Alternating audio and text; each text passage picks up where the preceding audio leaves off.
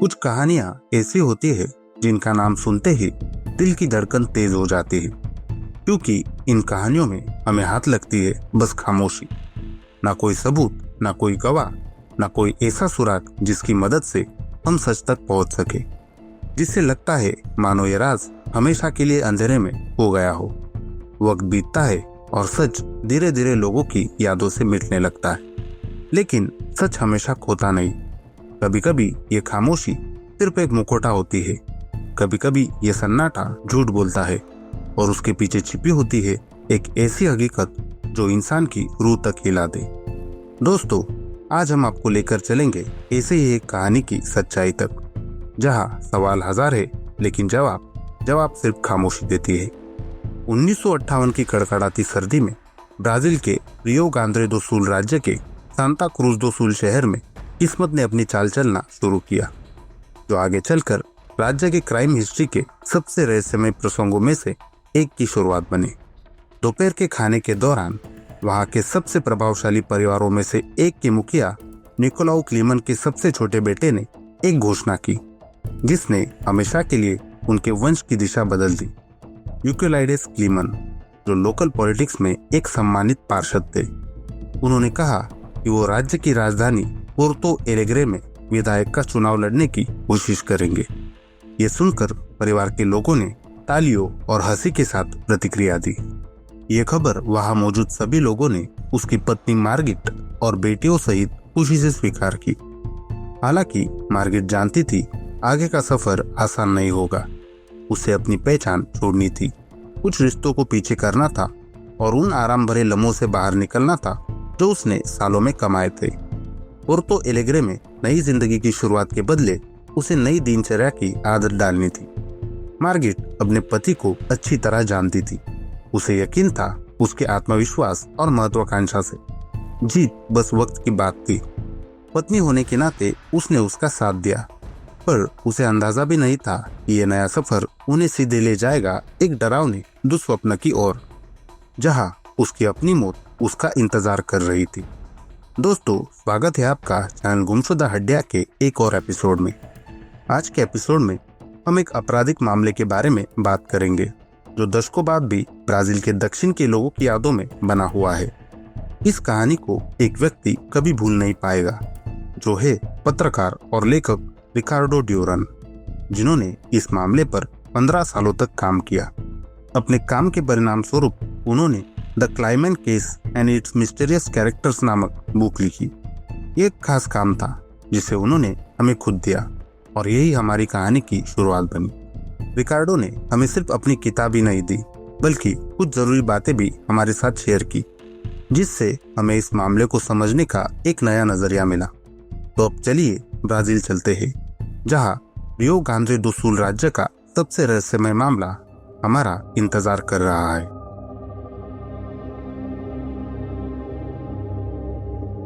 क्लीमन परिवार को Porto Alegre आने को 4 साल बीत चुके थे। यूकेलाइडेस विधायक के रूप में प्रभावशाली पद पर थे और सब कुछ ठीक चलता हुआ नजर आ रहा था। बुधवार 20 जून की दोपहर को पोर्तो एलेग्रे का आसमान धुंधला और बारिश से भरा था। बारिश की बूंदें धीरे धीरे गिर रही थी जब टैक्सी चालक एंटोनियो एस्पानियोल मुइनोज दे वेंटो, जिसे बायरो दोस गुवेरनादोरिस के नाम से जाना जाता है, पड़ोस की रुआ बराओ दे सैंटो एंगेलो पर गाड़ी चला रहा था। कार के शीशे और बारिश के बीच एंटोनियो उस महिला पैसेंजर को ढूंढ रहा था जिसने कुछ मिनट पहले टैक्सी बुक की थी। तभी उसने एक महिला को देखा। वो 2 मंजिला हवेली के भारी लोहे के गेट के पीछे नंबर 406 पर दिखाई दी। पास आने पर एंटोनियो ने उसकी सीधी मुद्रा, कालीन चाल और छतरी पकड़ने के ढंग पर गौर किया। मोटे कपड़े की लाल पोशाक पहने, जिस पर हल्की फर की कॉलर और कफ थे, वो पूरी तरह ढकी होने के बावजूद उसकी आकृति साफ दिख रही थी। जर्नी के दौरान वो महिला खिड़की से बाहर देखते हुए खामोश रही। अनुभवी एंटोनियो समझ गया कि ये सवारी शांत रहने वाली है, लेकिन उसने पैसेंजर की घबराहट को नोट किया, जो बार बार बेल्ट और अपनी पोशाक को ठीक कर रही थी। साल्गाडो फिलो एवेन्यू पर पहुंचकर उसने किराया दिया और जल्दी से उतर गई। एंटोनियो ने अपना काम जारी रखा और कुछ घंटे बाद जब वो अपने घर पर कॉफी का कप हाथ में लिए रेडियो चला रहा था, उसे एक न्यूज ने चौंका दिया। उसी रुआ बराओ दे सेंटो एंजेलो सड़क के नंबर 406 वाले घर में एक भीषण हत्या हुई थी। वो सुन्न रह गया, क्योंकि वो उसी पते से उस रहस्यमय पैसेंजर को लेकर निकला था। पीड़िता थी मार्गिट इरेन क्लीमन, उम्र 38 साल, जो विधायक यूकेलाइडस निकोलाउ क्लीमन की पत्नी थी। उस रात एंटोनियो सो नहीं सका। अगली सुबह उसने टैक्सी स्टार्ट की, बिना किसी दिशा के चला और तब रुका जब उसने एक अखबार की दुकान देखी। उसने न्यूज़पेपर खरीदा और हत्या पर खबर पड़ी। रिपोर्ट के अनुसार मार्गिट क्लीमन का शव सीढ़ियों के नीचे बुरी तरह पिटा हुआ पाया गया। उसका चेहरा पूरी तरह बिगड़ चुका था और हत्या में इस्तेमाल किया गया हथियार गायब था। रिपोर्ट में कहीं भी लाल कपड़े वाली महिला या टैक्सी का उल्लेख नहीं था और ये भी बताया गया कि जांच पूरी गोपनीयता में चल रही थी। ये वर्णन अगली सुबह एंटोनियो को थाने ले गया। हालांकि उसे डर था कि वो उस यात्री से जुड़ जाएगा जिसे वो हत्यारा मानता था। फिर भी उसने जो कुछ याद था वो बयान करने का फैसला किया। उसने पूरी डिटेल बताई, जिसमें उस पते का वर्णन, जहां से उसने सवारी उठाई, उस महिला का रूप, उसकी शालीन चाल, लाल पोशाक, सवारी का समय, उसकी खामोशी और उसकी बेचैनी, सब कुछ। कुछ ही घंटों बाद उसका बयान दियारो दो नोटिसियास में छपा। अचानक पूरे शहर को लाल पोशाक वाली महिला के अस्तित्व का पता चल गया। रिपोर्ट में टैक्सी चालक के बयान का रेफरेंस दिया गया और बताया गया कि पुलिस उस अज्ञात महिला की तलाश कर रही है। ये क्रूर और रहस्यमय हत्या अब एक चेहरे से जुड़ गई थी। जवाबों के भूखे लोग अब किसी भी महिला पर शक करने लगे जो लाल कपड़े पहने या संदिग्ध तरीके से बर्ताव करे। लेकिन लाल पोशाक वाली महिला उतनी ही अचानक गायब हो गई जितनी अचानक उसके बारे में जानकारी मिली थी। मार्गिट क्लीमन की हत्या में वो सब कुछ था जो पोर्तो एलेग्रे की अखबारों को चाहिए होता है।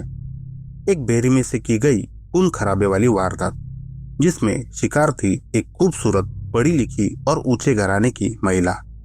वो एक ताकतवर विधायक की पत्नी थी, 3 बेटियों की माँ और शहर की बड़ी बड़ी पार्टियों में हमेशा मौजूद रहती थी। लोग उन्हें एक आदर्श औरत मानते थे और कहते थे कि वो अपने परिवार के नाम की असली वारिस है। लाल पोशाक वाली महिला की मौजूदगी ने इस त्रासदी को और भी बड़ा बना दिया।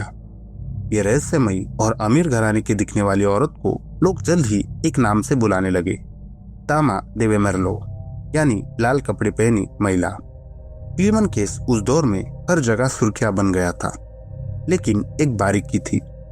हो सकता है कि यह महिला कभी मौजूद ही ना हो।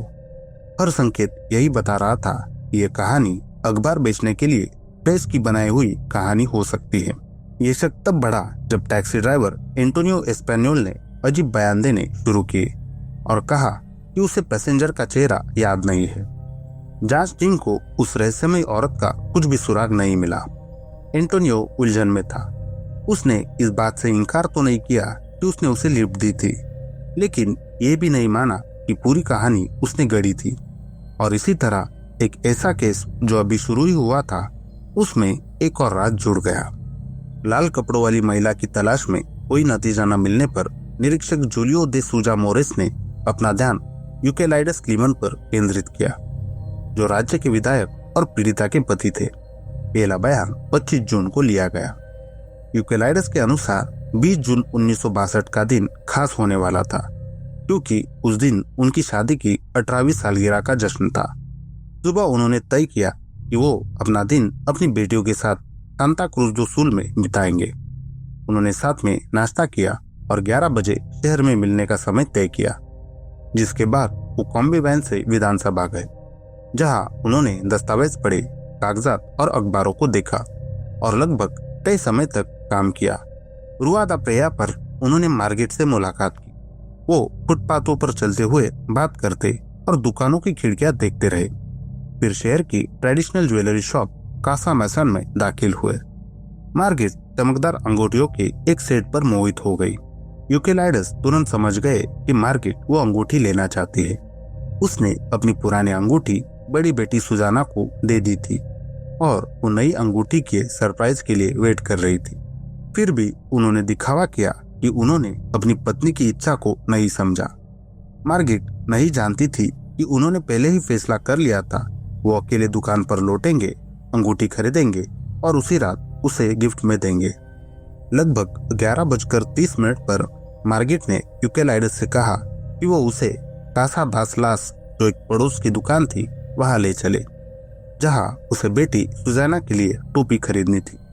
खरीदारी के बाद इस कपल ने एडेजा स्पेनोला नाम के रेस्टोरेंट में दोपहर का लंच किया।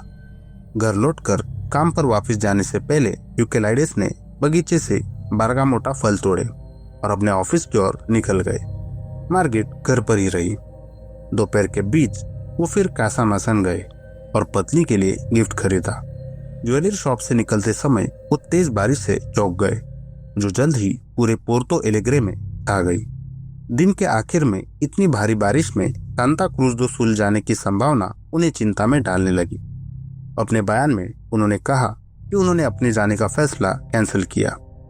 विधानसभा लौटकर वो अपने ऑफिस में ऊपर गए और घर पर फोन किया ताकि मार्गरेट को बदलाव के बारे में बता सके और शायद रात के लिए कुछ अलग प्लान बना सके, लेकिन किसी ने फोन नहीं उठाया।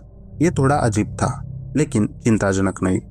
हो सकता है मार्गरेट ना आ रही हो या जल्दी कहीं बाहर निकल गई हो। बारिश से भरी उस शाम यूकेलाइडस ने सोचा था कि वो पोर्तो एलेग्रे में अपने परिवार के साथ समय बिताएंगे। उन्होंने अपने भाई जोआ लोरा और उनकी पत्नी जिल्डा को रात के खाने पर बुलाया था। मार्गरेट को ये कपल बेहद पसंद था और यूकेलाइडस को लगा कि उनकी मौजूदगी में अंगूठी देने का पल और भी खास बन जाएगा। इसी बीच उन्हें पता चला कि ऊर्जा और खनन मंत्री गैब्रिएल पासोस की मौत के कारण विधानसभा का सत्र रद्द कर दिया गया है। अब उनके पास थोड़ा समय था, तो उन्होंने अपने कुछ काम निपटाए। उन्हीं में से एक खास काम था फ्लोरिकल्चर विंग जाकर एक फ्लाम्बोया का पौधा खरीदना। ये वही पौधा था जिसे मार्गरेट चाहती थी। शाम करीब 6:30 बजे यूकेलाइडस अपनी भतीजी इरमा के घर पहुंचे, जो पेट्रोपोलिस इलाके में था। तय यही हुआ था कि दिन के आखिर में वो वही मिलेंगे, लेकिन इरमा ने बताया कि मार्गरेट ना तो उसके घर आई और ना ही पूरे दिन दिखी। ये सुनकर यूकेलाइडस घबरा गए और उन्हें खोजने निकल पड़े। सबसे पहले वो बेला विस्टा इलाके में अपनी दूसरी भतीजी लॉरी के घर गए, मगर वहां मार्गरेट का कोई पता नहीं था। चिंतित होकर यूकेलाइडस ने दूसरे रिश्तेदारों के घर तलाश करने का फैसला किया। पहली रुकावट बेला विस्टा पड़ोस में थी, जहां उनकी भतीजी लॉरी क्लीमेन केलर रहती थी। वहां भी उन्हें मार्गरेट नहीं मिली। यूकेलाइडस ने अपने भाई जोआओ लोरा के घर जाने का फैसला किया, लेकिन उससे पहले वो अपने घर गए, जहां उन्होंने गेट के सामने कुछ बार हॉर्न बजाई, लेकिन कोई जवाब नहीं मिला। घर में अंधेरा और सन्नाटा था।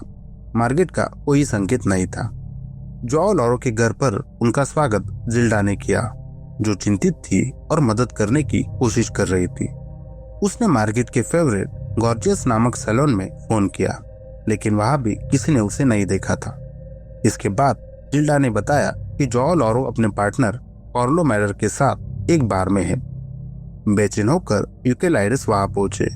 उन्होंने शहर को तेज गति से पार किया और एक दुर्घटना में शामिल हो गए। लकीली टक्कर हल्की थी और छोटी सी बातचीत के बाद दोनों ड्राइवरों ने अपने अपने नुकसान खुद उठाने का फैसला किया। रात के 8 बज चुके थे जब वो आखिरकार बार पहुंचे और अपने भाई को कार्लो मैडर के साथ देखा। उन्होंने संयम बनाए रखने की कोशिश की, लेकिन जल्द ही बता दिया कि मार्गरेट गायब है। अपने बयान में उन्होंने कहा कि उनकी डिटेल बातचीत हुई, जिसमें मजाक भी शामिल था। कार्लो ने मजाक किया कि शायद मार्गरेट भाग गई हो। यूकेलाइडस मुस्कुराए, लेकिन उनके चेहरे पर टेंशन साफ नजर आ रहा था। चिंता के कारण तीनों ने क्लीमन हाउस लौटने का फैसला किया। जब वो वहां पहुंचे तो घर में अंधेरा था। यूकेलाइडस अंदर गैरेज की ओर गए और पीछे का दरवाजा खोला। घर के उस हिस्से में बिजली की दिक्कत थी और उन्होंने अंधेरे में हॉल पार करके सर्किट ब्रेकर तक पहुंचने की कोशिश की। जैसे ही उन्होंने स्विच चालू किया, एक डरावना दृश्य सामने आया। मार्गरेट का शव जमीन पर था, खून से लथपथ। हताशा में यूकेलाइडस ने बताया कि वो अपनी पत्नी पर गिर पड़े। यह नजारा जॉ लॉरो और कार्लो मेडल ने भी देखा। फिर भी बयान की डिटेल ने निरीक्षक जूलियो दे सोजा मोरिस को चकित कर दिया। उसे बताया गया कि यूकेलाइडस ने दिन के सभी घटनाओं को एक डायरी में नोट किया था और तथ्यों को साफ याद रखा था। शुरू में जूलियो नहीं जानता था कि ये परफेक्शन यूकेलाइडस के पिता जाओ निकोलो के प्रत्यक्ष सलाह से आई थी, जिन्होंने बेटे को हर चीज लिखने की सलाह दी थी। उनके अनुसार ऐसी परिस्थितियों में निर्दोष भी दोषी दिख सकता है। यूकेलाइडस की डायरी ने किसी तरह के विरोधाभास से बचा लिया। वो बार बार वही कहानी दोहराते थे, चाहे उनसे कितनी भी बार पूछताछ की जाए। हालांकि ये रणनीति सस्पिशियस लगी। इंस्पेक्टर जूलियो के मुताबिक यूकेलाइडस की बातें जरूरत से ज्यादा डिटेल थी। इतना ठंडापन और सब कुछ पहले से सोचा समझा हुआ ये लगना किसी आम इंसान का नेचुरल रिएक्शन नहीं था। उन्होंने पत्रकारों से कहा कि कोई भी शख्स जो किसी बड़े हादसे के तुरंत बाद अपनी दिनचर्या को इतनी बारीकी से बताए, उसका बर्ताव सामान्य नहीं था। इस बयान ने मीडिया में सनसनी फैला दी। शुरुआती दिनों में अखबारों की सुर्खियों में बार बार यूकेलाइडस का नाम लाल कपड़े वाली औरत के साथ जुड़कर सामने आने लगा, लेकिन कहानी का रूप बदलने लगा। अखबार अल्टीमा होरा के पॉलिटिकल कॉलमिस्ट फ्लाविया टावरेस ने खुलकर कहा कि यूकेलाइडस बेगुनाह है। सिर्फ 28 साल की उम्र में ही फ्लावियो अपनी एक्टिविस्ट छवि और साफ सोच के लिए सम्मानित थे। वो स्टेट यूनियन ऑफ स्टूडेंट्स के अध्यक्ष रह चुके थे और 1959 से एट द राइट टाइम नाम का कॉलम लिख रहे थे। यूकेलाइडस से मुलाकात के बाद फ्लावियो ने बताया कि उन्होंने एक ऐसा इंसान देखा जिसे पहचानना मुश्किल था। उसकी हालत बेहद कमजोर और टूटी हुई थी, जो उस शख्स से बिल्कुल अलग लग रही थी जिसे लोग हादसे से पहले जानते थे। फ्लावियो के अनुसार विधायक अंदर से पूरी तरह बिखर चुके थे। इसके बाद अल्टीमा होरा के अगले एडिशन में फ्लावियो ने अपना कॉलम इसी केस को समर्पित किया। उन्होंने घटनाओं का जिक्र किया और यूकेलाइडस के हावभाव में झलक रहे गहरे दुख को सामने लाया। पत्रकार की नजर में यह सब एक टूटे हुए पति की तस्वीर पेश कर रहा था, न कि किसी ठंडे दिमाग वाले कातिल की। और यही राय बेहद अहम साबित हुई। जब समाज में ज्यादातर लोग किसी दोषी की तलाश में लगे थे, फ्लावियो ने एक मानवीय दृष्टिकोण सामने रखा। जनमत की तेज आंधी में वो विधायक जो पहले सबके चहेते थे और अब शक के घेरे में थे, धीरे धीरे जनता का भरोसा फिर से जीतने लगे। कुछ हद तक फ्लावियो का समर्थन असरदार साबित हुआ और इसके बाद मार्गिट लीमन की हत्या का मामला नए नए मोड़ों की ओर बढ़ने लगा।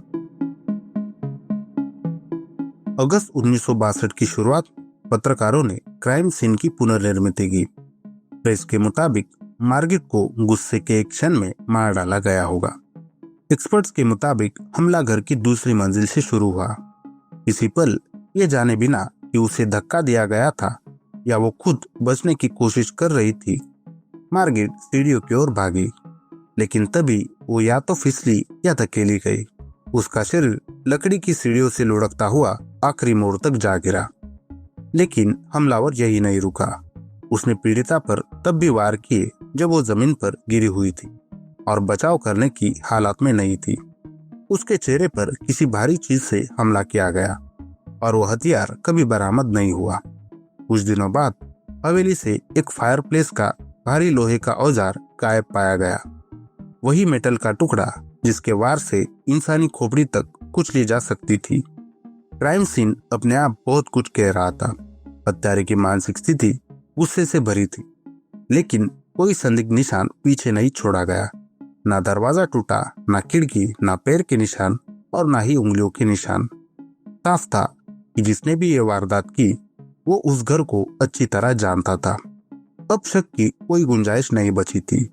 ये ना तो डकैती थी, ना ही किसी तरह का दुर्व्यवहार और ना ही कोई हादसा। पुलिस और आम लोगों के लिए ये साफ था, ये हत्या बेहद व्यक्तिगत थी। अपराध के समय हत्यारा मार्गिट पर गुस्सा था। इसी बीच एक नई गवाह सामने आई। वो थी मैडम निनोन, जो टैरो कार्ड पढ़ती थी और लोगों से आत्माओं के जरिए बात करने का दावा करती थी। उनका कहना था कि मार्गिट उनसे मिलने आई थी, लेकिन ये जानकारी आते ही शक सवालों में घिर गई।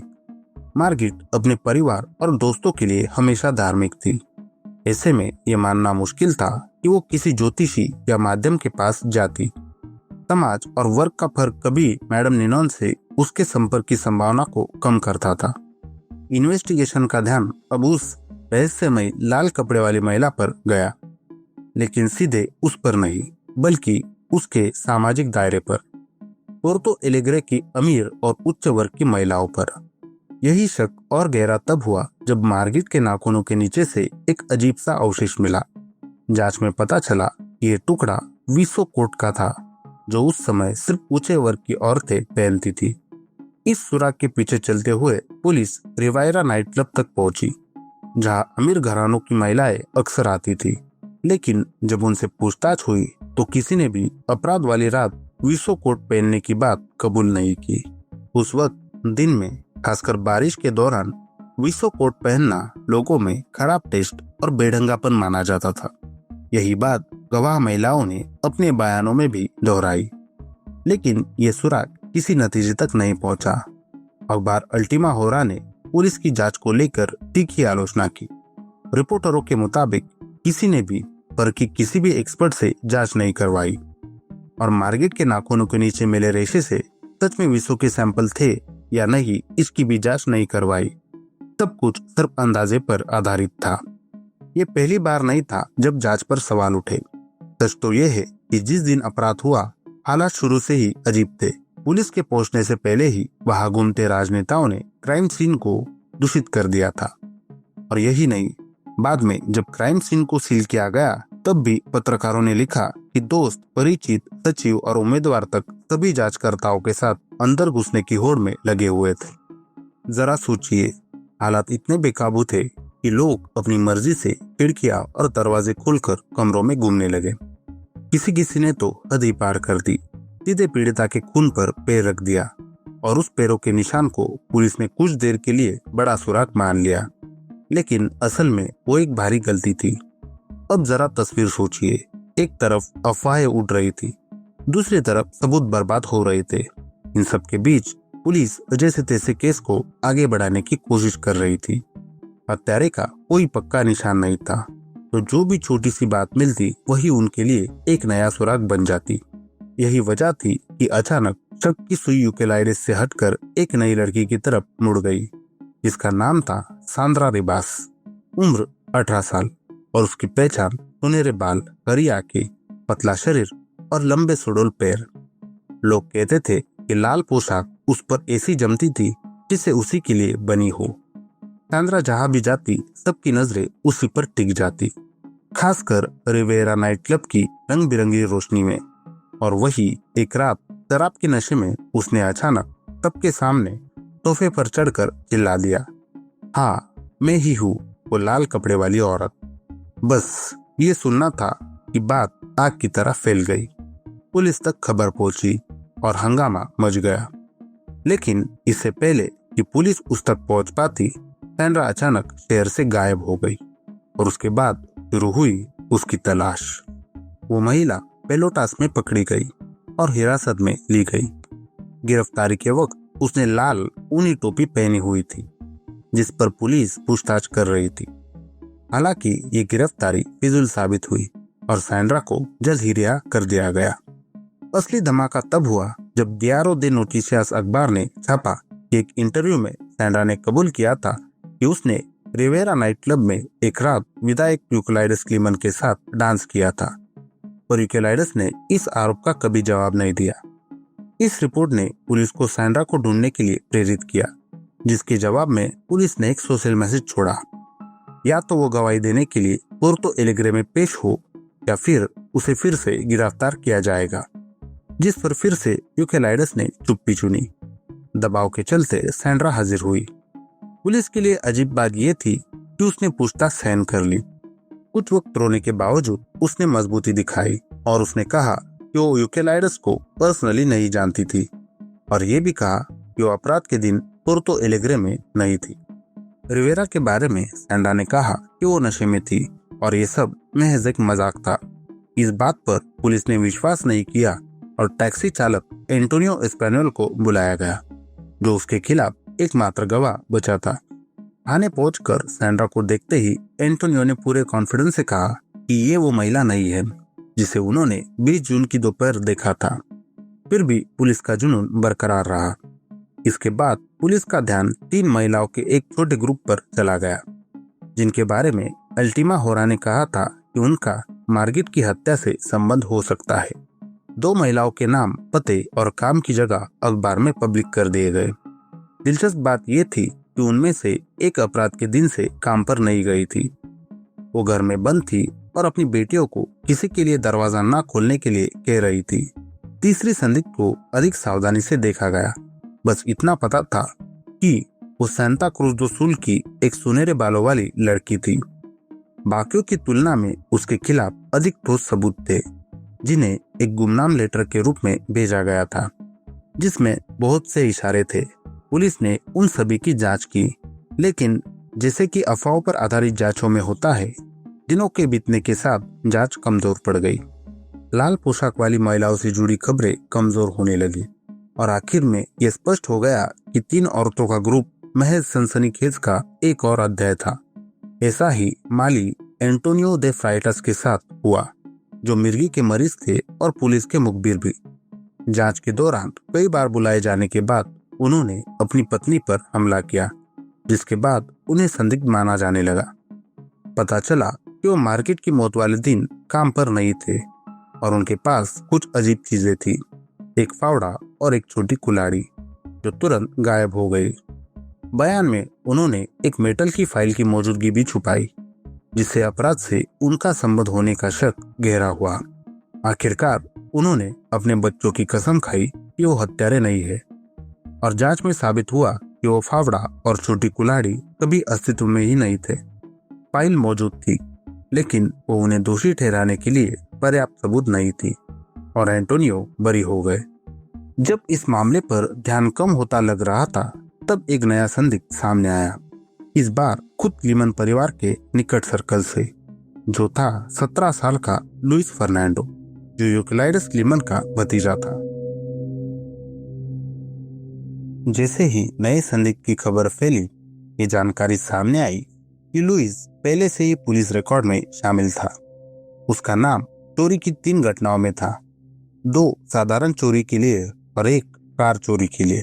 उसके खिलाफ सबसे गंभीर बात यह थी कि मार्गिट की हत्या के कुछ ही दिन बाद वो खून से सनी एक डेनिम पैंट को लेवेंड्रिया यंग की नामक लॉन्ड्री लेकर गया, जो उसके घर के पास रुआ क्रिस्टोवा कोलंबो पर थी। कपड़ा देते समय उसने खून का बहाना ये कहकर किया कि वो घरेलू दुर्घटना में घायल हुआ था। लॉन्ड्री के मालिक रोनाल्डो फेड्जनर ने बयान दिया और पुलिस की घेरेबंदी बढ़ गई। पूछताछ में लुइस लगातार विरोधाभासी बयान दे रहा था। सुबह एक कहानी, शाम को दूसरी, और उसके जवाब और भी उलझते जा रहे थे। पैंट को जब्त कर मेडिकल इंस्टीट्यूट भेजा गया, लेकिन उसे पहले ही धोया जा चुका था, जिससे खून के दाग के बारे में कोई निष्कर्ष निकालना मुश्किल हो गया। एक और नाम सामने आया, जोआओ फ्रांसिस्को, जो किशोर था और चोरी के लिए जाना जाता था। पड़ोसियों के अनुसार उसका और लुइस का रिश्ता लगभग भाई जैसा था। जिस दिन उसने अपने दोस्त की गिरफ्तारी के बारे में सुना, जोआओ घबराहट में ये जानने के लिए पब्लिक सिक्योरिटी डिपार्टमेंट में दौड़ा कि क्या हुआ है। यही बर्ताव उसकी खुद की गिरफ्तारी का कारण बन गया। जांचकर्ताओं ने एक टैक्सी ड्राइवर का बयान भी सुना।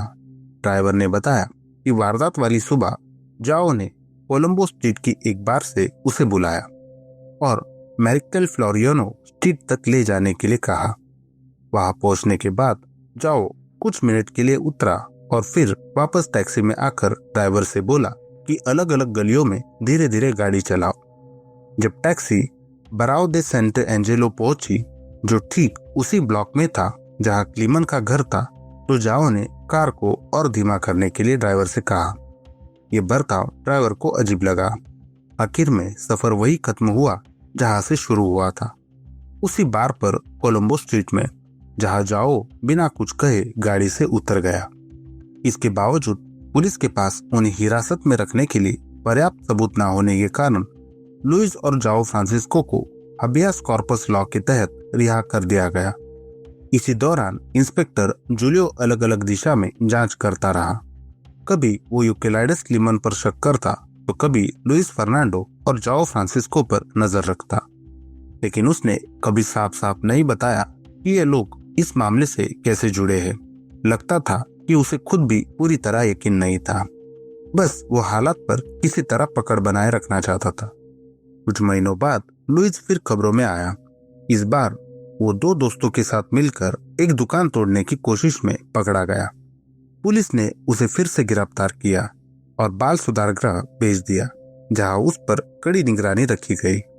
अफवाहों के बीच ये भी बात सामने आई कि शायद मार्गरेट को उसका भतीजा लुइस फर्नांडो तंग कर रहा था। उस वक्त के लिए ये विचार काफी अजीब था। जल्द ही और भी किस्से फैलने लगे। कहा गया कि लुइस पैसों और नशे के लिए क्लीमन परिवार के घर चोरी करने गया था, लेकिन अचानक उसकी मुलाकात मार्गरेट से हो गई। दूसरी तरफ एक और कहानी थी कि लुइस मॉर्फिन ढूंढने घर में घुसा था। यह वही दवा थी जिसके इस्तेमाल की अफवाहें अक्सर मार्गरेट के बारे में कही जाती थी। इस मोड़ पर एक बात साफ हो गई, यह अफवाह पूरी तरह झूठ नहीं थी। दरअसल दिसंबर 1959 में हुई एक दुर्घटना के बाद मार्गरेट सच में मॉर्फिन लेती थी। उस दिन वो अपनी बेटियों के साथ नोवो हैम्बुर्गो गई थी, जहां वो जूतों की फैक्ट्रियों और दुकानों में घूम रही थी।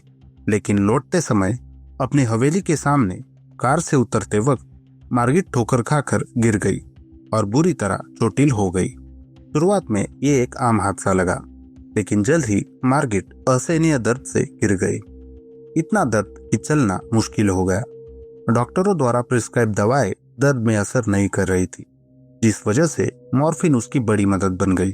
धीरे धीरे मार्गरेट के मॉर्फिन की आदत को लेकर अफवाहें नया मोड़ लेने लगी। अब ये सिर्फ दवा तक सीमित नहीं रहा, बल्कि लोग ये तक कहने लगे कि शायद उन्हें उसकी लत लग चुकी थी। हालांकि परिवार ने इन आरोपों को सख्ती से नकार दिया और साफ कहा कि मार्गरेट किसी भी तरह की आदत में नहीं थी।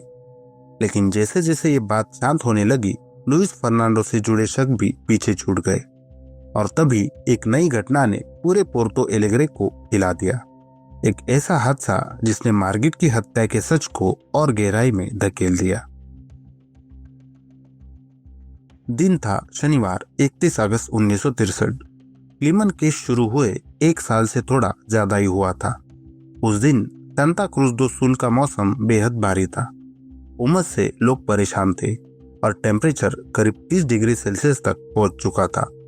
कई परिवार घरों में थे, दोपहर का खाना तैयार कर रहे थे और रेडियो सांता क्रूज सुन रहे थे। यहाँ यूकेलाइडस क्लीमन प्रसारण हो रहा था। उन्होंने अपने राजनीतिक विरोधियों को एक लाइव डिबेट का प्रस्ताव दिया था और बहस का टॉपिक था रोड डेवलपमेंट के लिए लगभग $900 की रकम। सिटी काउंसिल ने स्टेट सेक्रेटेरिएट के साथ समझौता करने से इनकार कर दिया। नतीजा ये हुआ कि आखिरकार राजनीतिक खींचातान के चलते ये योजना बीच में ही अटक गई। यूकेलाइडस सीधा मुकाबला चाहते थे, लेकिन केवल एक पार्षद ने स्वीकार किया, फ्लोरियानो पेक्सियोतो कैरन मेंजेस, जिन्हें मैरीचाल नाम से जाना जाता था। बाकी सब ने चुप्पी साध ली तो कार्यक्रम एक तरफा बन गया।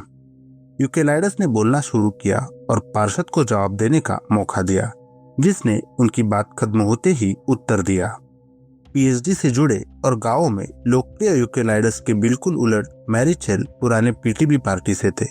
वो गेटुलियो वर्गास के समर्थक थे और उनके साथ एक बदनाम पहचान भी जुड़ी थी, कम्युनिस्ट कहकर परिवारों को डराने वाले व्यक्ति जिन्हें वो पसंद नहीं आते थे। उनके बीच भी मैरीचेल ध्यान खींचना जानते थे। सीधे प्रसारण में उन्होंने यूकेलाइडस को ढीठ और झूठा कह डाला। यूकेलाइडस चुपचाप सुनते रहे जब तक कि अगला तीर नहीं चला। भीड़ को चौंकाते हुए मैरीचेल मुस्कुराए और बोले, और आपकी पत्नी के मामले में आप खुद एक संदिग्ध है। ये सुनते ही लोग रेडियो से चिपक गए, जैसे हवा थम गई हो। गुस्से से भरे यूकेलाइडस तेजी से उस कमरे की ओर बढ़े जहां मैरीचेल बोल रहे थे। तभी अचानक प्रसारण बंद हो गया। पहले एक गोली चलने की सूखी आवाज सुनाई दी, फिर किसी आदमी के गिरने की गूंज, और उसी पल रेडियो सांता क्रूज का प्रसारण बंद हो गया।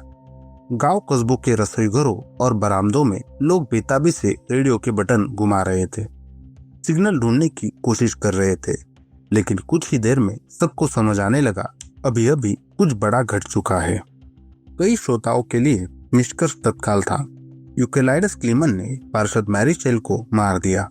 वो उकसावे बर्दाश्त न करने और असेंबली में टकराव के इतिहास के लिए जाने जाते थे।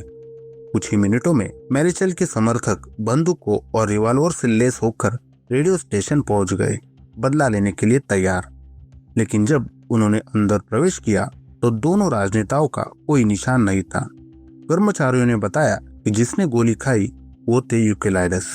ये खुलासा समर्थकों के लिए चौंकाने वाला था, क्योंकि मैरीचेल भड़काऊ स्वभाव के बावजूद कभी गोली चलाने वाले व्यक्ति के रूप में नहीं दिखे थे। जल्द ही सच सामने आया।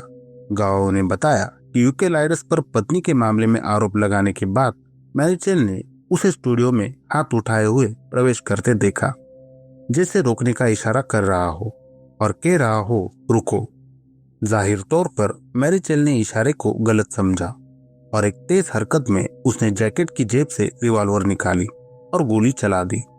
गोली यूकेलाइडस के हाथ को छेदते हुए उनके सीने में लगी और वो बिना किसी रिएक्शन के गिर पड़े। जल्दी अस्पताल ले जाने के बावजूद वो थोड़ी ही देर में मर गए। मैरीचेल रेडियो स्टेशन से भाग गए, लेकिन आत्मसमर्पण करने का फैसला किया। पुलिस ऑफिसर इतामर रईस, जिनके पास हत्यारा हिरासत में था, उन्होंने उसे भीड़ के हाथों से बचाने की कोशिश की। सड़कों पर यूकेलाइडस का नाम पहले से ही एक राजनीतिक शहीद की तरह गूंज रहा था और कुछ लोग अपनी तरह से न्याय करना चाहते थे। दुर्घटना टालने के लिए अधिकारी ने थाने के आसपास की सड़कों को बंद कर दिया और अतिरिक्त बलों को बुलाया गया। मिलिट्री फोर्स ने तुरंत कार्रवाई की। अलग अलग इलाकों से गाड़ियां पहुंची और एक ट्राइपॉड वाली मशीन गन सांता क्रूज दो सुल भेज दी गई। कुछ ही घंटों में वो मशीन गन थाने की छत पर लगा दी गई, जिसका मुंह सीधे मेन सड़क की ओर था, जैसे कोई साफ चेतावनी हो कि कोई भी हद से आगे ना बढ़े। तनाव तो था, लेकिन इसके बावजूद सांता क्रूज दो सुल पूरी तरह अराजकता में नहीं डूबा। यूकेलाइडस क्लीमन के समर्थकों का ध्यान कुछ और था। उन्हें एक सम्मानजनक अंतिम संस्कार दिलाना। नगर पालिका के भव्य हॉल में रखी गई उनकी शव यात्रा में भीड़ उमड़ पड़ी। अंतिम संस्कार पोर्तो एलेग्रे की कैथेड्रल साओ जाओ बतिस्ता में हुआ, जहां सभी बेंच भरे हुए थे। इसी बीच सांता क्रूज दो सुल में पुलिस अधिकारी इतामर रेस को पता चला कि इस्तेमाल किया गया हथियार मैरीचेल का नहीं था। जांच के अनुसार रिवॉल्वर पुराने पीटीबी के एक दूसरे पार्षद की थी। उस व्यक्ति ने दावा किया कि वो कुछ काम की वजह से शहर नहीं जा पाया था, इसलिए उसने मैरीचेल से कहा कि बंदूक अपने पास रखे और गोलियां खरीद ले। मैरीचेल ने बात मान ली, लेकिन उसकी कहानी पर शक हुआ, क्योंकि असल में गोला बारूद खरीदने के लिए बंदूक साथ होना जरूरी नहीं था। मैरीचेल का कहना था कि जैसे ही उसने यूकेलाइडस को स्टूडियो में घुसते देखा, उसे हमला होने या खुद मारे जाने का डर लगा। घबराहट में उसने रिवॉल्वर निकाली और गोली चला दी। उसके मुताबिक ये आत्मरक्षा थी। उसने तो यहाँ तक कहा कि वो विधायक को बचपन से जानता है और उसे पूरा भरोसा था कि वही झगड़ा शुरू करेगा। लेकिन मैरीचेल की ये दलील यूकेलाइडस के समर्थकों को कतई नहीं जमी। ज्यादातर लोगों की नजर में यह हादसा नहीं, बल्कि पहले से रची गई साजिश थी। एक राजनीतिक दुश्मन को ठंडे दिमाग से रास्ते से हटाने का तरीका। इस शक को पहली बार जोर से कहने वाले यूकेलाइडस के प्रभावशाली सहयोगी और लंबे समय से साथी आर्नो फ्रांस थे। प्रेस को दिए एक इंटरव्यू में उन्होंने कहा कि यह हत्या पूर्व नियोजित थी। सच्चाई को लेकर यह तनाव 2 साल तक बना रहा। जून 1965 में अदालत में मैरीचेल के वकील पेड्रो सिमोन ने तर्क दिया कि उनके मुवक्किल ने कभी यूकेलाइडस को स्पष्ट रूप से हत्यारा नहीं कहा, वो बस एक तुलना कर रहे थे। बचाव पक्ष में पेड्रो ने यूकेलाइडस की मौत की पूरी कहानी बेहद भावुक अंदाज में सुनाई।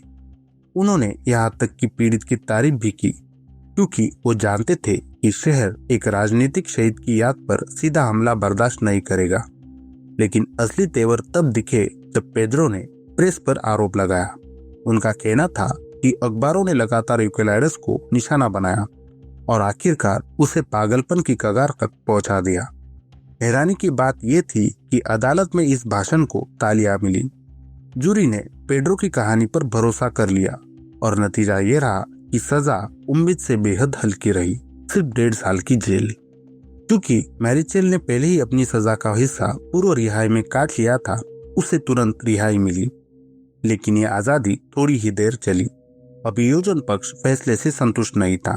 उन्होंने अपील की और न्यायालय ने इसे स्वीकार कर लिया। नया मुकदमा 10 दिसंबर 1965 के लिए तय हुआ। इस बार पेड्रो सिमोन अपनी दलील से जूरी को प्रभावित नहीं कर पाए। दूसरे फैसले में मैरीचेल को साधारण हत्या का दोषी ठहराया गया और सजा सुनाई गई, 6 साल 6 महीने की जेल। सांता क्रूज की नगर जेल में मैरीचेल का बर्ताव बदल गया। धीरे धीरे उसने बाकी कैदियों का सम्मान जीत लिया। वो जेल की हिसाब किताब संभालने लगा और टीचर बनकर दर्जनों कैदियों को पढ़ना लिखना सिखाया। कई मुद्दों पर वो खुलकर बातें करता, लेकिन एक विषय पर हमेशा चुप रहता, यूकेलाइडिस की मौत। सजा पूरी करने के बाद मैरीचेल अपने परिवार के साथ गुआबा चला गया। वहां उसने एक चावल कंपनी के अकाउंट डिपार्टमेंट में एक साधारण नौकरी संभाल ली। अब मैरीचेल ने जैसे तय कर लिया था कि अब जिंदगी को नए सिरे से जीना है। उन्होंने और उनके परिवार ने खामोशी और गुमनामी का रास्ता चुना। 10 साल बाद वो एक आम इंसान की तरह रिटायर हुए। अतीत से और दूरी बनाने के लिए उन्होंने फिर घर बदला, इस बार सांता कैथरीना के साओ जोस शहर में। यहाँ उन्होंने एक और बेटे को जन्म दिया और अपने आखिरी साल शांति से बिताए। लेकिन 8 अप्रैल 2004 को 80 साल की उम्र में ब्रेन ट्यूमर ने उनकी जिंदगी छीन ली। बहुत से लोग मानते हैं कि मैरीचेल असली गुनहगार नहीं था, वो तो बस एक बलि का बकरा बना दिया गया ताकि पोर्टो एलेग्रे में सबसे बड़े राजनीतिक चेहरे यूकेलाइडिस क्लीमन को खत्म किया जा सके। एक ऐसा नेता जिसे उसके काम के लिए जाना जाता था, जिसकी पत्नी की हत्या का रहस्य आज तक अनसुलझा है और उसके बावजूद उसके पास जनता का अटूट समर्थन था। यूकेलाइडिस निस्संदेह वो शख्स था जिसकी मौजूदगी सब कुछ बदलने की ताकत रखती थी। इस कहानी के आखिर में जो सवाल रह जाता है वो है मार्गेट की हत्या किसने की। रिकार्डो ड्यूरन के अनुसार, जिनकी पुस्तक ने इस मामले को प्रेरित किया, यूकेलाइडिस असली दोषी नहीं थे, लेकिन उन्होंने कहा कि यह फैसला पक्के सबूतों पर नहीं बल्कि हालात देखकर लगाया गया था। वो ये भी बताते हैं कि उस दौर की पत्रकारिता में ईमानदारी की बेहद कमी थी। कई रिपोर्टर सच के बजाय सुर्खियों के पीछे भागते थे। नतीजा ये हुआ कि रिकॉर्ड झूठ और शक की कहानियों से भर गए। एक बातचीत में रिकार्डो ने कहा वो अब भी नई सच्चाई सामने आने की उम्मीद रखते हैं। उनकी किताब का असली मकसद भी लोगों को सच्चाई ढूंढने के लिए प्रेरित करना था। आज तक वो उसी उम्मीद पर टिके हैं। जांच के दौरान हमने भी कुछ अनुमान लगाए जिन्हें लेखक के साथ शेयर किया गया, लेकिन उन पर पहुंचने से पहले कुछ और बातें समझना जरूरी है। जैसा कि x FBI agent John Douglas कहते हैं, अक्सर किसी जुर्म का जवाब हमारी आंखों के सामने छिपा होता है। तो चलिए शुरुआत करते हैं लुइस फर्नांडो से। यूकेलाइडिस का अपना भतीजा एक ऐसा इंसान जिसमें हत्यारा होने की सारी वजह मौजूद थी। सबसे बड़ा शक उस वक्त पैदा हुआ जब लॉन्ड्री ने खून से सनी पैन को किसी भी फॉरेंसिक जांच से पहले तोड़ डाला। सच कभी सामने नहीं आया। वो खून किसका था ये हम शायद कभी नहीं जान पाएंगे, लेकिन कहानी यही नहीं रुकती। एक और सुराग आया, खुद यूकेलाइडिस की छोटी बेटी क्रिस्टीना क्लीमन से। उसने बताया वो सिर्फ 9 साल की थी जब पिता ने तीनों बेटियों को एक कमरे में बुलाया। तनाव से भरी आवाज में उन्होंने कहा, तुम्हें आरोप और अफवाहें सुनने के लिए तैयार रहना होगा। लोग मुझे हत्यारा कहेंगे। क्रिस्टीना ने सवाल किया। उसको यकीन था कि असली दोषी कोई और है, लुइस फर्नांडो, लेकिन पिता ने गुस्से में जवाब दिया, लुइस कभी ऐसा अपराध नहीं कर सकता। वो तो परिवार का हिस्सा है, तुम्हारा चचेरा भाई और मेरी बहन जूलिटा का बेटा। क्रिस्टीना का मानना है पिता की यही प्रतिक्रिया उसके शक को और गहरा कर गई। उसे लगने लगा कि शायद लुइस ही हत्यारा था और पिता उसे बचाने की कोशिश कर रहे थे। इतना जरूर साफ था, यूकेलाइडिस का रिश्ता अपने भतीजे से कभी आसान नहीं रहा। लुइस ड्रग्स की लत से जूझ रहा था और कई बार यूकेलाइडिस ने उसे मारने तक की धमकी दी थी। क्रिस्टीना को याद है जब यूकेलाइडिस ने लुइस फर्नांडो को डांटा तो उसकी मां मार्गेट ने उसका हाथ सहलाकर उसे शांत करने की कोशिश की। उस वक्त के माहौल में इस तरह का बर्ताव थोड़ा अजीब और अलग माना जाता था। लुइस फर्नांडो पर शक यही तक सीमित नहीं रहा। नवंबर 1976 में उसने खुद अपनी काली छवि को और गहरा कर दिया। एक अखबार की रिपोर्ट में उसका नाम ड्रग्स की लत और चोरी जैसे आरोपों के साथ जुड़ा और यही से एक नई कहानी सामने आई। गुस्से में आकर लुइस ने अपनी चचेरी बहनों को ही परेशान करने का फैसला किया। एक घटना में वयस्क हो चुकी क्रिस्टीना ने अपने अपार्टमेंट का दरवाजा खोला और लुइस को बदहवास हालत में खड़ा पाया, जो ऊंची आवाज में कह रहा था कि उसने मार्गरेट को मार दिया था और वो एक और शिकार करेगा। उसके बाद वो मुड़ा और गलियारे में गायब हो गया। अगले ही दिन क्रिस्टीना की बहन सुजाना को एक फोन आया। कॉल पर लुइस था और उसने उसके बेटे को सीधी धमकी दी। हालांकि उन धमकियों को उसने कभी अंजाम नहीं दिया। परिवार को उससे जुड़ी आखिरी खबर साल 1981 में मिली। लुइस को सिर में गोली लगी हालत में पोर्तो एलेग्रे के हॉस्पिटल क्रिस्टो रेडेंटोर पहुंचाया गया, लेकिन कुछ ही देर बाद 35 साल की उम्र में उसकी मौत हो गई और आज तक ये राज बरकरार है कि गोली चलाने वाला कौन था। अपराध की दुनिया में अक्सर होने वाले मामलों की तरह लुइस की मौत की जांच को भी कभी प्राथमिकता नहीं दी गई। ये पहली बार नहीं था जब वो मौत के करीब पहुंचा हो। सालों पहले रियो दी जेनेरियो में पुलिस मुठभेड़ के दौरान वो गोली लगने के बावजूद जिंदा बच गया था। कम उम्र से ही लुइस का जुड़ाव अपराध से रहा, चोरी, नशे और झगड़े। लेकिन असली सवाल आज भी वही है, क्या वही मार्गरेट का कातिल था जिससे उसका इतना करीबी रिश्ता था? इसका जवाब अब तक एक राज है। हालांकि लुइस पर शक साफ नजर आता है, मगर कुछ बातें हैं जो शक की दूसरी ओर मुड़ती है और इस शक का निशाना है खुद यूकेलाइडस क्लीमेन। सब कुछ शुरू होता है उसके अलिबी से। इसे हम परफेक्ट रूटीन कह सकते हैं। यूकेलाइडस बताते हैं कि अपराध वाले दिन वो मार्गरेट के साथ पोर्तो एलेग्रे की सड़कों पर घूम रहे थे।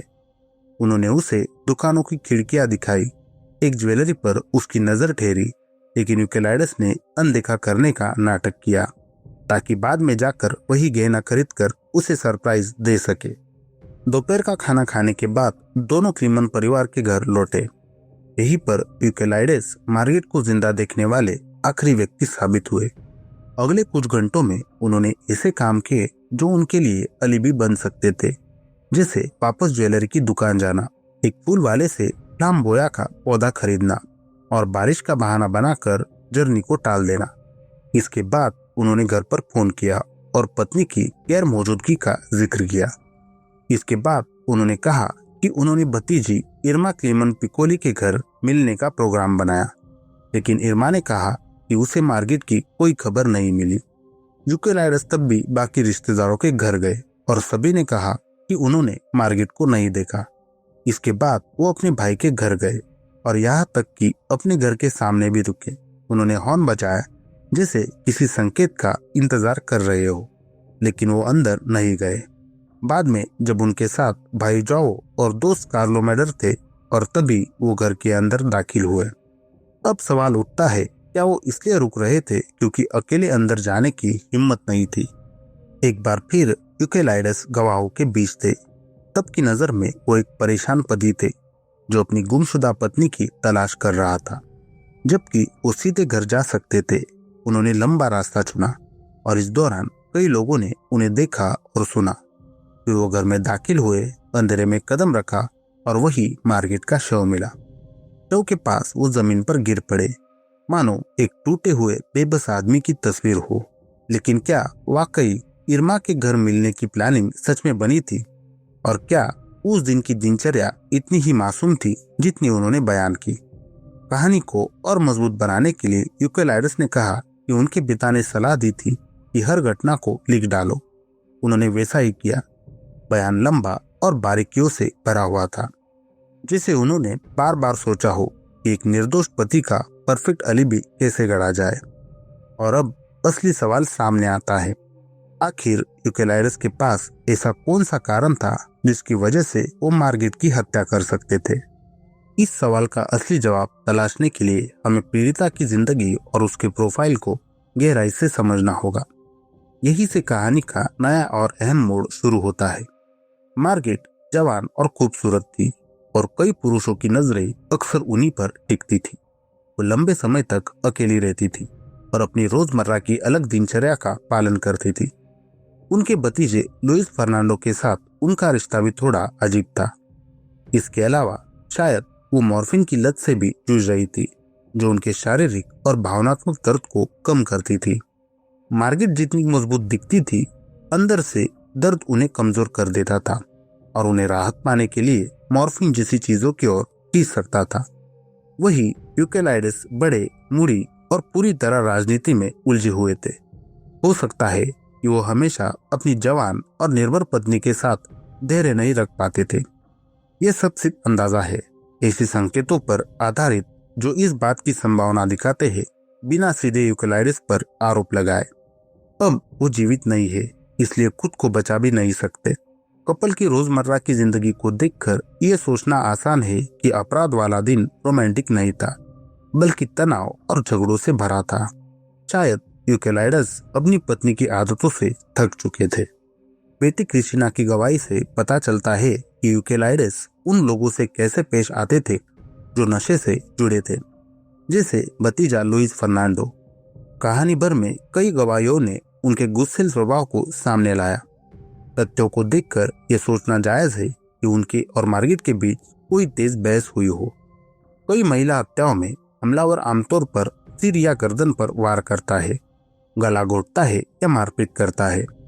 मार्गरेट के शरीर पर यौन हिंसा के कोई निशान नहीं थे, लेकिन कई बार किसी भारी वस्तु से प्रहार किए गए थे। यह भारी वस्तु किसी हताश चोर ने भी इस्तेमाल की हो सकती है, या फिर कोई ऐसा पति जिसने गुस्से में आकर हमला किया। इसी तर्क को आगे बढ़ाते हुए दामाद वेमरलो का नाम सामने आता है, जो यूकेलाइडस की प्रेमिका हो सकती है। वो एक भरोसेमंद महिला थी जिसे शायद अपराध के तुरंत बाद संपर्क किया गया और जिसने उन्हें संभलने और अलिबी बनाए रखने में मदद की। यह वही महिला है जिसका जिक्र हमने पहले लाल पोशाक वाली महिला के रूप में किया था। दुर्भाग्य से टैक्सी चालक एंटोनियो स्पैनोल से मुलाकात ने इस महिला को मामले के केंद्र में ला दिया। शायद यही कारण है कि यूकेलाइडस ने उस प्रेमिका को रडार से गायब होने में मदद की। अगर हम लाल पोशाक वाली महिला के अस्तित्व को माने तो उसका गायब होना तभी समझ में आएगा जब किसी ने उसकी मदद की हो। अगर वो अमीर होती तो उसका गायब होना ध्यान खींचता। अगर वो रिवेरा क्लब की उन लड़कियों में से एक होती जो बेहतर जीवन की तलाश में दूसरे शहरों से पोर्तो एलेग्रे आती थी, तो वो बिना कोई निशान छोड़े गायब हो सकती थी, क्योंकि राजधानी में उसका कोई परिचित नहीं था। ये संभावना इसलिए मजबूत होती है क्योंकि मार्गरेट के सांता क्रूज दो सुल में दफनाने के तुरंत बाद यूकेलाइडस कुछ दिनों तक उस इलाके में रहे, इससे पहले कि उन्हें पोर्तो एलेग्रे में बयान देने के लिए बुलाया गया। उन दिनों में विधायक कहाँ थे और क्या कर रहे थे ये आज भी पता नहीं है। आज लाल पोशाक वाली महिला लगभग एक मिथक बन चुकी है, लेकिन टैक्सी चालक एंटोनियो स्पैनोल वाकई मौजूद था, और भले ही उसके बयान विवादास्पद हो गए हो, वो इस कहानी का पहला गवाह था। अगर लाल पोशाक वाली महिला ने उस सुबह असल में क्लीमन के घर से बाहर कदम रखा था, तो वही अकेली व्यक्ति है जो दूसरे हत्यारे की पहचान जान सकती है। कुछ लोग तो ये भी मानते हैं कि वही अपराधी थी, लेकिन क्या वो महिला यूकेलाइडस की गुस्सैल प्रेमिका थी जिसे उसने बचाया? ये हो सकता है, लेकिन इसमें कोई सबूत नहीं है। ध्यान देने वाली बात यह है कि मार्गरेट के पास अपने हत्यारे के खिलाफ लड़ने का कोई मौका नहीं था। हमलावर शारीरिक रूप से उससे बेहद ताकतवर था। आखिर में ये कहा जा सकता है कि मार्गरेट आज भी न्याय से वंचित है। किताब में रिकार्डो डुरेन यूकेलाइडस की बेगुनाही का पक्ष लेते हैं, लेकिन ये भी मानते हैं कि वो कुछ जानते थे। ऐसी कोई बात जो सिर्फ उनकी प्रतिष्ठा ही नहीं बल्कि पूरे परिवार की जिंदगी बदल सकती थी। क्लीमन परिवार का नाम दांव पर लग गया था। यूकेलाइडस ने एक मौन का समझौता किया, जिसने उन्हें हत्या तक चुप रखा। सब कुछ किसी चीज या किसी व्यक्ति को बचाने के लिए था। शायद भतीजा, बहन, परिवार का नाम, या वो रहस्यमयी लाल पोशाक वाली महिला।